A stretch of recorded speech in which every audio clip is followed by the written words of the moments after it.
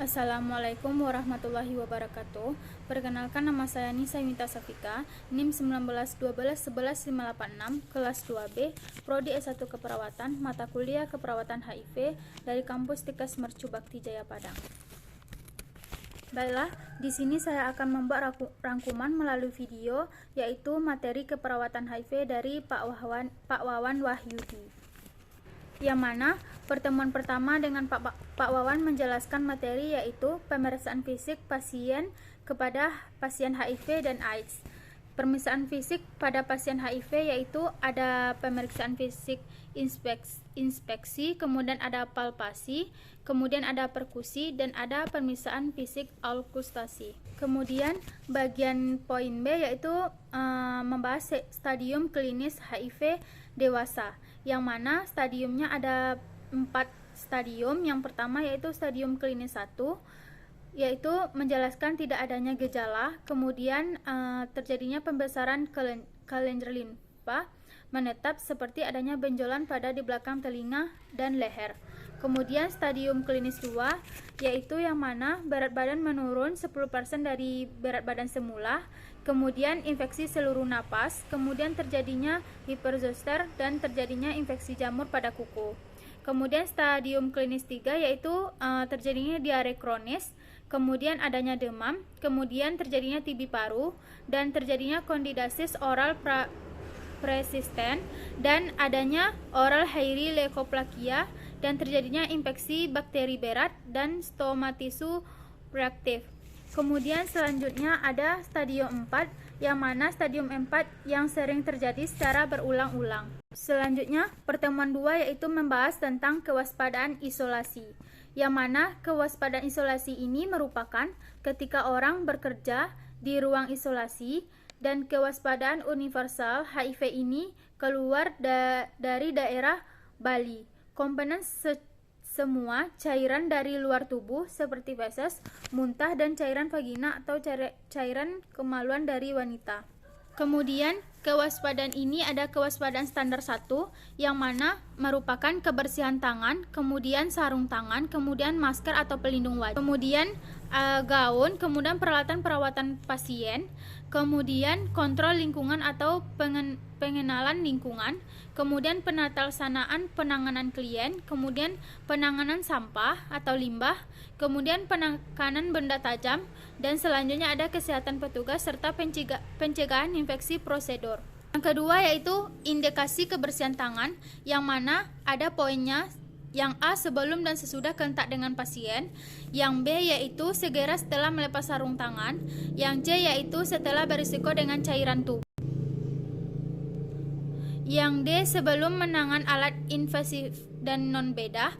Kemudian yang E, setelah kontak dengan lingkungan pasien. Selanjutnya, pertemuan 3 yaitu membahas tentang penelaksanaan pada pasien dengan HIV/AIDS atau terapi ARV, yang mana alur tata laksana HIV terjadi dari diagnosis HIV, kemudian diagnosis 10 sampai koinfeksi, tata laksana 10 sampai koinfeksi, tata laksana HIV atau ARV, monitoring efek samping, dan interaksi obat, monitoring respon atau terapi. Kemudian persiapan sebelum ARV yaitu jelaskan edukasi, kemudian konseling pengobatan ART sebelum memberikan pengobatan, kemudian memastikan diagnosis HIV benar, sudah memahami stadium HIV, infeksi oportunistik, dan tidak ada alergi dan efek samping dari obat. Selanjutnya yaitu ada indikasi pemberian ARV, yang mana terapi ARV harus diberikan kepada semua ODA tanpa melihat stadium klinis dan nilai CD4. Kemudian ARV diberikan segera tanpa ditandai atau dalam hari yang sama dengan diagnosis satu kali seminggu pada pasien yang siap dan tidak kontraindikasi. Kemudian inisiasi ARV dini manfaatnya yaitu pencegahan dekstraksi imun atau progresif atau AIDS dan memperbaiki survival, kemudian dapat mengurangi aktivitas imun, inflamasi, dan penyakit non-AIDS serta yang berbahaya. Kemudian dapat mengurangi resistensi obat, kemudian mengurangi risiko untuk beberapa toksitasi ARV. Selanjutnya ada mengurangi transmisi HIV. Selanjutnya, tujuan dari pemberian terapi ARV ini dapat menurunkan jumlah virus dalam darah sampai tidak terdeteksi, memperbaiki kualitas hidup, dapat mencegah infeksi oportunistik, kemudian mencegah progresif penyakit, dan mengurangi transmisi kepada yang lain. Kemudian terapi ARV ini menurunkan stigma. Apabila orang mengetahui tersedianya pengobatan HIV, maka dapat meningkatkan jumlah orang yang terkena HIV. Terapi ARV ini mencegah penularan, dan ARV juga dapat mengatasi untuk pengobatan bagi pasien HIV. Selanjutnya, pertemuan keempat yaitu membahas tentang ASKEP HIV dengan COVID-19. Yang poin pertama, pengaruh COVID-19. 1. Transportasi untuk ke dokter antara RS, Puskesmas, serta laboratorium dan pengambilan obat. Yang kedua, takut tertular dengan COVID-19. Yang ketiga, takut kehabisan obat. Yang keempat, rawat inap atau tersangka PDP. Yang kelima, rapid test yang tidak hanya gratis. Kemudian, ODA dengan COVID-19, yaitu di mana ODA di Lampung meningkat, kemudian ditambah dengan hepatitis, dan kemudian ditambah dengan HIV pada tanggal 12 Mei, yang mana orang dengan HIV berkaitan dengan COVID. Untuk pengobatan belum ada, dan obat antivirus. Kemudian ODA tidak boleh putus minum obat. Selanjutnya yang C, ada panduan ASKEP pada pasien COVID-19. Yang pengertiannya, ASKEP pasien COVID-19 adalah penyakit menular yang disebabkan oleh SARS dan CoV-2, salah satu jenis coronavirus. Yang B, asesmen keperawatan, yaitu adanya bentuk tidak efektif atau tidak mampu.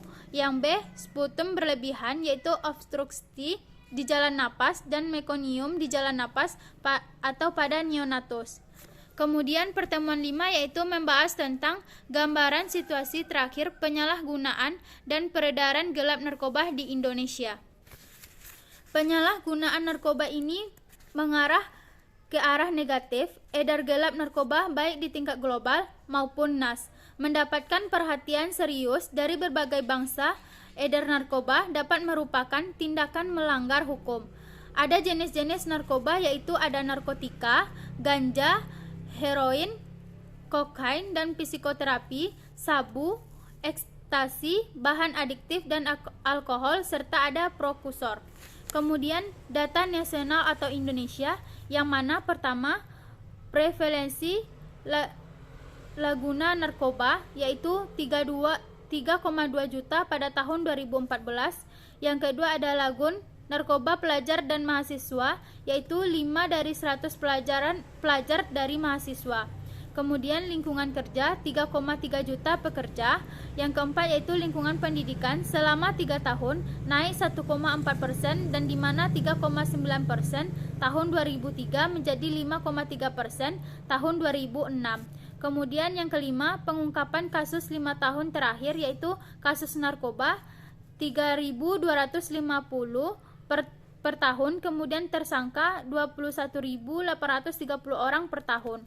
Kemudian yang keenam, jumlah narkoba beredar gelap per tahun, yang mana 19 ton ganja dan 1,4 kg hashish, kemudian 16,2 kg heroin dan 7,4 kg kokain, serta 462.000 ekstasi serta 428 kg sabu. Kemudian yang ketujuh, kerugian dan biaya konsumsi narkoba sebanyak 26,3 triliun per kota pada tahun 2004. Kemudian ada penularan HIV atau AIDS karena IDU 5 tahun pada tahun 2003 sampai 2007. Jumlah HIV dan AIDS sebanyak 22.727 AIDS karena EDU 11.620 triliun sebanyak 51%. Kemudian faktor penyebab dari lahun dan edar gelap narkoba ini yaitu adanya faktor demografi, kemudian ada faktor geografi, kemudian ada faktor kelembagaan, kemudian ada faktor gaklum dan faktor sosial. Kemudian, dampak negatif dari lagun dan edar gelap narkoba, yang mana gangguan kesehatan fisik, kemudian kerugian pada bidang ekonomi, kemudian kerugian pada bidang hukum, kemudian kerugian pada bidang perikanan, kemudian kerugian pada bidang sosial. Selanjutnya, ada pemateri dari Askep edisi Napsa, yang mana kita menjelaskan pengkajian penggunaan nafzah, yang kedua riwayat pengobatan, yang ketiga diagnosa keperawatan, yang keempat tujuan tindakan pada pasien, yang kelima tindakan keperawatan pada pasien, yang mana diskusikan bersama pasien tentang dampak penggunaan zat atau cairan peningkatan motivasi serta menyelesaikan masalah dan gaya hidup sehat. Yang kedua, latih pasien cara bagaimana pengobatannya. Kemudian yang keenam, mengevaluasi pasien. Baiklah, hanya itu rangkuman melalui video, yaitu materi keperawatan HIV, materi dari Pak Wawan Wahyudi. Jika ada salah, mohon maaf. Assalamualaikum warahmatullahi wabarakatuh.